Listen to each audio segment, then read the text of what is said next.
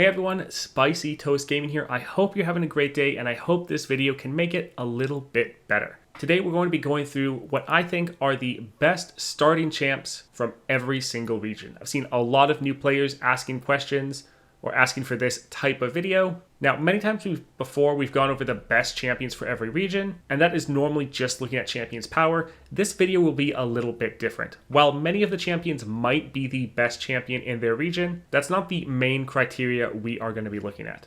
So first, we're going to be looking at the difficulty of the champions. How easy are the champions to play at a high level and succeed? Secondly, we're going to be looking at the investment involved for each champion. Are these champions that can perform well at lower levels or just with their second star power? And then lastly, we're going to be looking at how reliant they are on specific relics. And if they are reliant on any specific relics, how difficult those relics are to acquire. Now, if you appreciate all the daily Path of Champions content I put out, definitely like and subscribe. Also, if you want to further dive into this topic or discuss other Path of Champions related topics, or just to hang out with like-minded gamers, we have a link to our channel Discord down in the description below. All right, up first, let's talk about the most obvious one, and that is for Piltover and Zaun, which would be Jinx. Now, Jinx is the first champion you get in the game, and it was designed to be a very easy, accessible champion that is also quite powerful, and Jinx definitely succeeds in those aspects. Now, she is a very good deck with some specially made cards that you can't really get anywhere else in the game, such as the Rocket Border right here. You see, if a card doesn't have a gem down here, that means it's either a created card or it's a card made specially for Path of Champions. Those cards normally have stat lines that are too powerful to be in the game normally, or at least the PvP side of the game, which also means those cards are never going to get nerfed, which is quite nice. Jinx has several of them, such as the Rocket Border right here. So you have a very solid deck. Jinx herself is very versatile. There's only really one relic you want to pick up for her, or you might feel like you need to pick up for her, and that is down here, the Loose Cannon's Payload. When I'm summoned, discard your hand, then create that many Pow Pows in hand. This will immediately level up your Jinx, which is a very powerful effect, and also can trigger your second star power of when you level up a champion, create a super mega death rocket in hand. So it is a very good relic, and really the one relic you want to be trying to get for your Jinx, and it has a guaranteed drop chance. It's from the Garen personalized 2-star campaign. If you complete that campaign, you are guaranteed to get this relic, which is very nice. So for Piltover and Zaun, just play with your Jinx, try to get them to 2 stars, and you should be able to handle whatever the game throws at you. Next up then, let's talk about Demacia. Now, in my opinion, Demacia is probably the region where all the champions are the closest in strength, but for starting out, I would say Garen is the best starter champion. He's very simple and straightforward. Also, his powers, while his last star power is quite strong, you can do just fine with just your first 2 star powers. The last one, really nice bonus, but not necessary in order to clear all the content in the game. Your starting deck, pretty simple and straightforward. Some different ways to help ramp up, and just a lot of solid units. You're really a unit-focused deck. That being said though, you get that single combat from your second star powers, and this is a great way to use your units to take out enemy targets. So you actually have pretty consistent removal, which is quite nice and something that many decks lack. The fact that you get a removal spell every single round is very powerful, and there's a lot of different ways you can use that spell. So even though he's pretty simple and straightforward, there's actually a decent amount of depth to his kit. Also, as far as relics, some of the best ones for him is the Stalker's Blade. When I'm summoned, I strike the weakest enemy. That's from the Jinx 2-star campaign. Then we also have Crown Guard Inheritance, which you can see are the shoulders that he is actually wearing.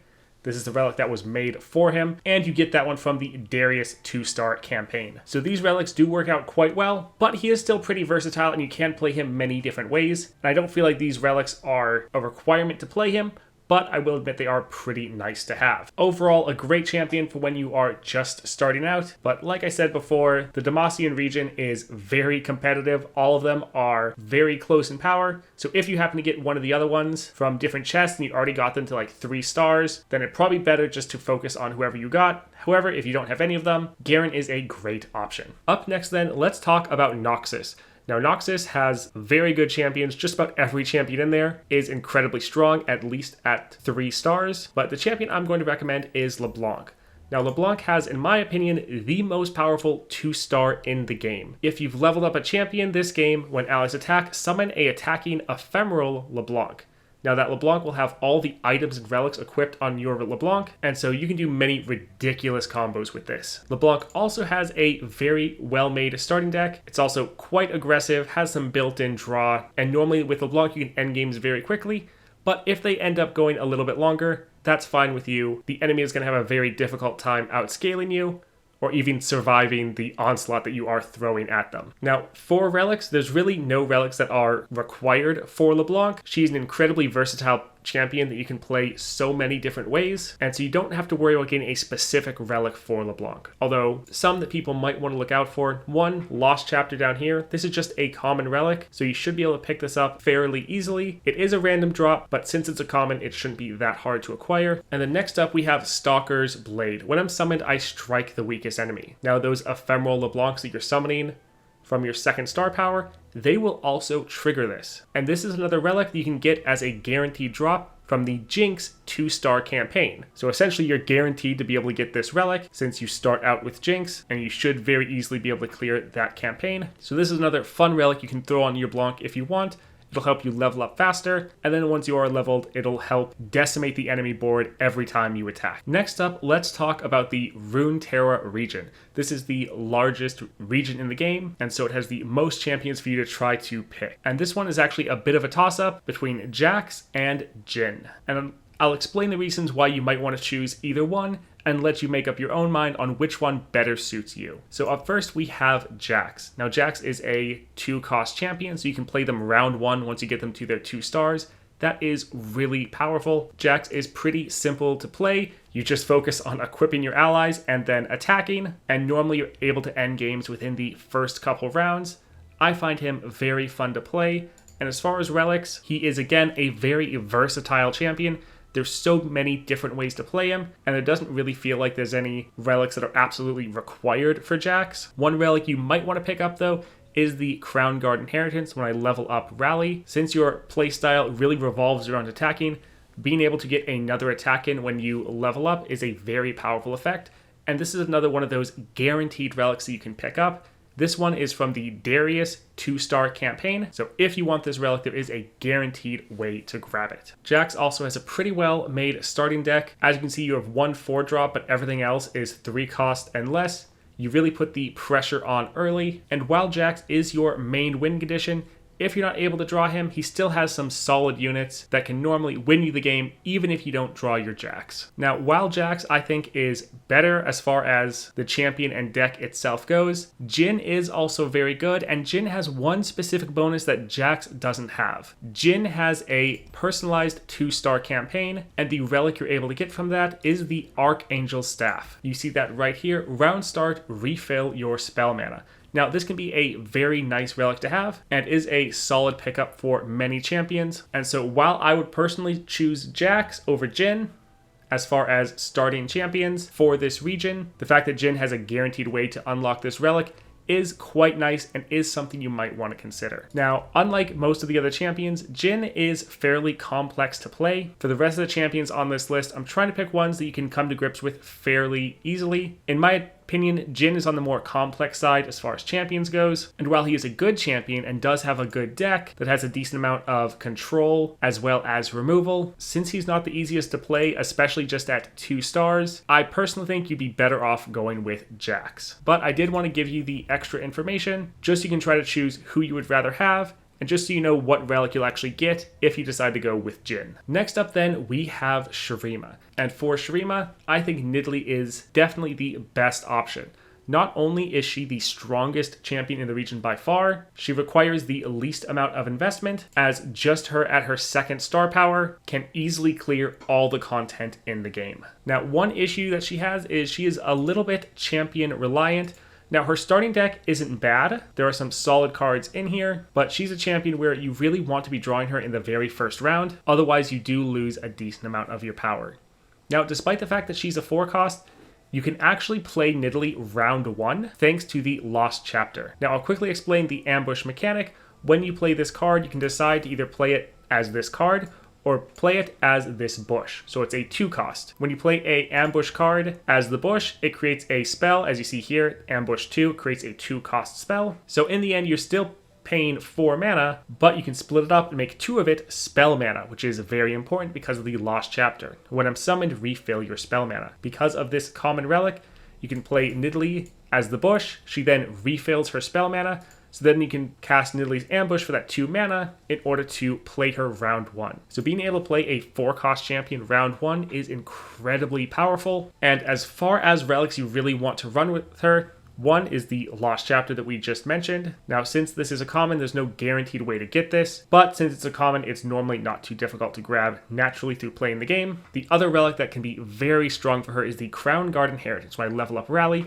we've already talked about this with some other champions. This is a guaranteed drop from the Darius 2-star campaign, so you have a guaranteed way to grab this relic. Alright, next up, let's talk about Targon. Similar to many of the other regions, Targon actually is very competitive with many very strong champions, but in my opinion, the best starting champion would be Diana. She, similar to Jax, is a 2-cost champion, so once you have her at 2 stars, you can play her at the very start of the round, and playing your champion at the very start of the game is a very powerful effect, and often can help you rush down the enemy very quickly. With her star powers, while her last star power is very strong, she is perfectly capable at just her 2 stars.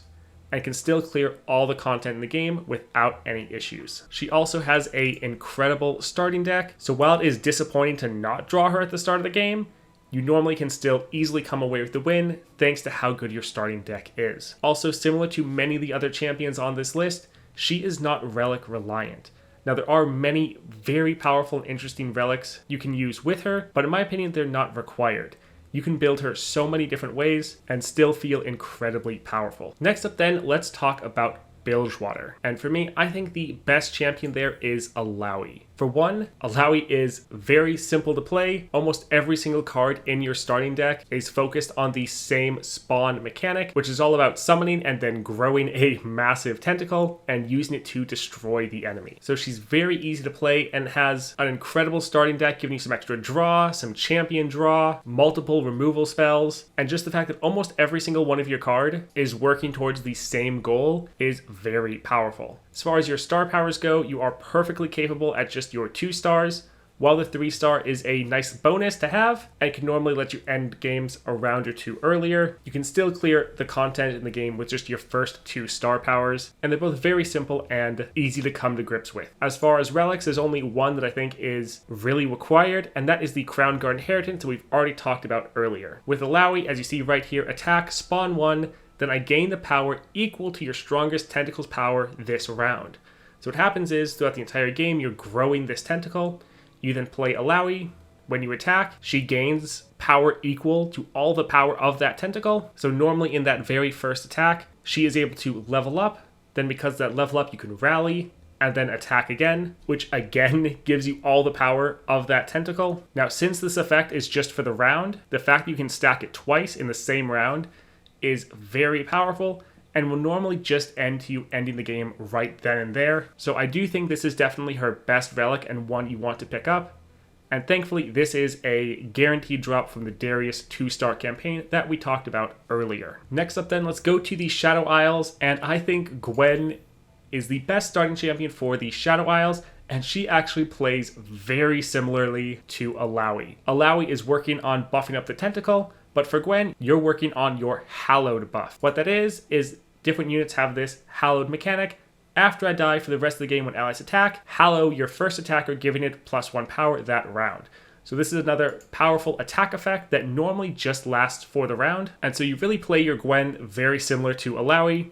The first couple rounds, you're just working on increasing this buff, and then you play your champion. In your first attack, they get buffed up a massive amount for that round. You then attack.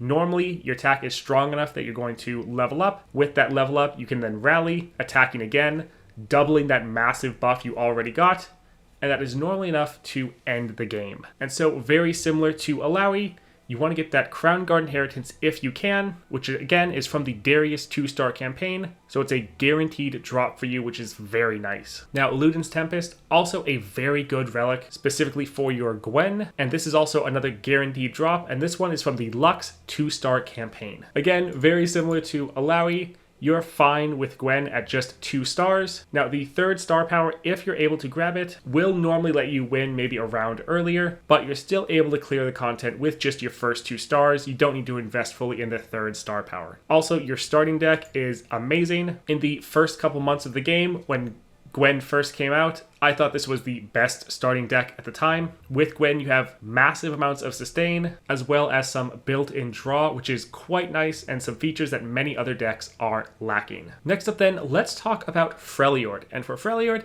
I think Volibear is the best champion. Now, like the other champions on this list, I think he is perfectly fine at just the first 2 star powers. You also have a fairly well-made deck, not quite as good as some of the other champions on this list, but it gets the job done. To be perfectly honest though, Fiord is the weakest region in the game, and so while I think Volibear is the best pickup, he's one that you're actually going to want to spend a little bit of time leveling up. He gets a lot of very powerful upgrades from leveling, such as the 2 cost reduction on your Invocation of Thunder. This is pretty massive, as well as getting the Storm Calling on your Flash Freeze. Now, these upgrades you just get from leveling up your champion, so it doesn't take any resources other than your time, but you don't have to worry about dumping extra shards in there. Just getting him to 2 stars and then spending a little bit of time leveling him will be perfectly fine. To be honest though, he is one of the weaker champions on this list.